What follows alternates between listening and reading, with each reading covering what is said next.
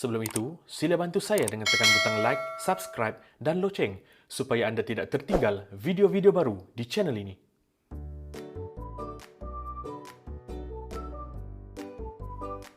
Assalamualaikum dan salam sejahtera anak-anak. Apa khabar?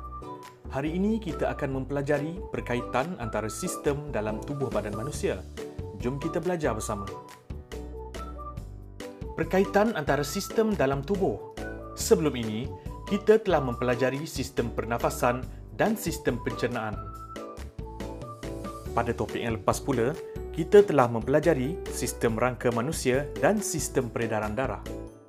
Apakah perkaitan di antara empat sistem ini? Jom cikgu terangkan. Tubuh manusia terdiri daripada beberapa sistem. Setiap sistem menjalankan fungsi yang berbeza. Setiap sistem saling berkait antara satu sama lain untuk memastikan tubuh kita berfungsi dengan baik. Pertama, kita lihat sistem pernafasan. Sistem pernafasan mengangkut oksigen dan bergantung pada sistem peredaran darah untuk menghantar oksigen ke seluruh tubuh. Sistem pernafasan juga bergantung pada sistem peredaran darah untuk membantu menyingkirkan karbon dioksida dari tubuh.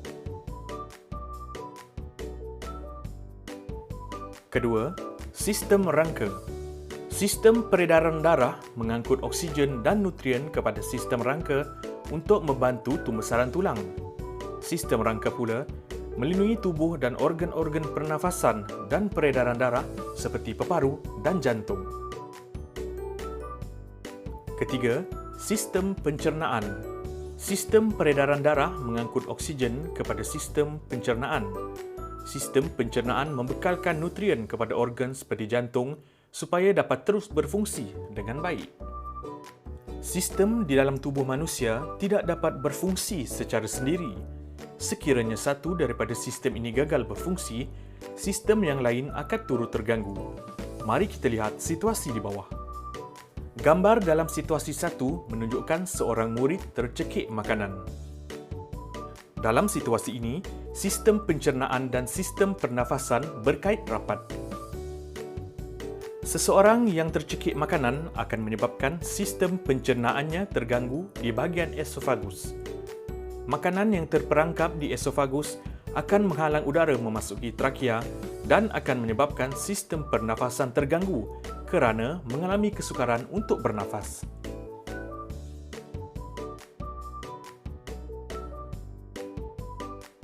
Situasi yang kedua pula menunjukkan kejadian patah tulang. Di dalam situasi ini, sistem rangka dan sistem peredaran darah berkait rapat. Tulang tangan yang patah menjejaskan sistem rangka. Pada masa yang sama, tangan akan membengkak kerana pengaliran darah dalam sistem peredaran darah turut terganggu.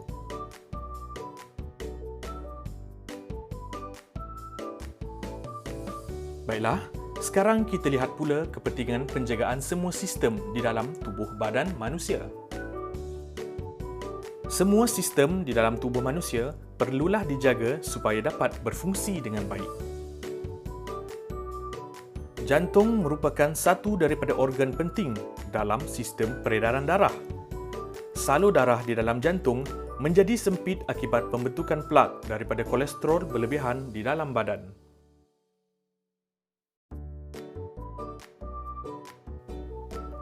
Amalan pemakanan yang sihat dapat mencegah penyakit jantung. Kurangkan makan makanan yang tinggi kolesterol dan berlemak.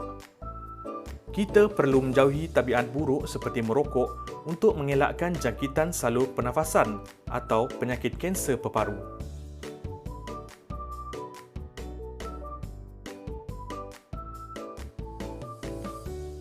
Pemakaian alat pelindung seperti topi keleda dapat melindungi kepala sekiranya berlaku kemalangan.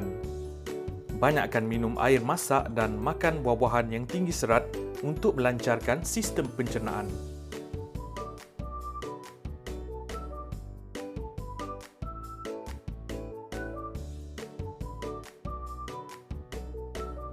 Memelihara sistem di dalam tubuh manusia.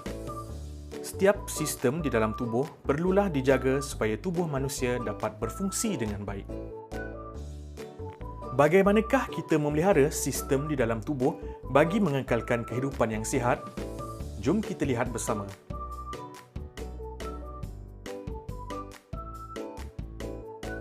Bagi memelihara sistem peredaran darah, kita hendaklah mengurangkan pengambilan makanan yang mengandungi lemak dan kandungan gula yang tinggi serta kita perlu bersenam sekurang-kurangnya 3 kali seminggu.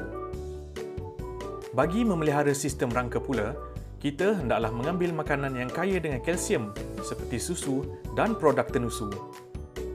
Kita juga perlu melakukan aktiviti fizikal yang sesuai seperti lompat tali untuk menguatkan tulang. Kita juga perlu memakai alat pelindung dan tali pinggang keledar semasa menggunakan kenderaan seperti basikal, motosikal dan kereta. Bagi memelihara sistem pencernaan pula, kita perlu makan makanan yang kaya dengan serat seperti buah-buahan dan sayur-sayuran. Kita juga perlu minum air dengan secukupnya. Bagi memelihara sistem pernafasan pula, kita perlulah menghindari segala jenis rokok, termasuklah rokok elektronik. Tinggal di persekitaran yang bersih, serta kerap membasuh tangan supaya dapat mengelakkan jangkitan penyakit seperti COVID-19.